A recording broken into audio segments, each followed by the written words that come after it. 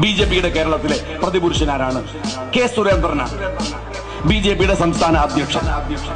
അദ്ദേഹം വയനാട്ടിലാണ് മത്സരിക്കുന്നത് രാഹുൽ ഗാന്ധിക്കെതിരെ. ഭയങ്കര സംഭവമാണ്.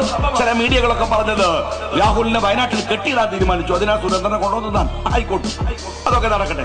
ഏതായാലും വലിയ സംഭവമാണ്. അദ്ദേഹം മെനഞ്ഞാന്ന് ഞങ്ങൾ വയനാട്ടുകാർക്ക് ഞെട്ടിപ്പിക്കുന്ന ഒരു ഓഫർ തന്നു.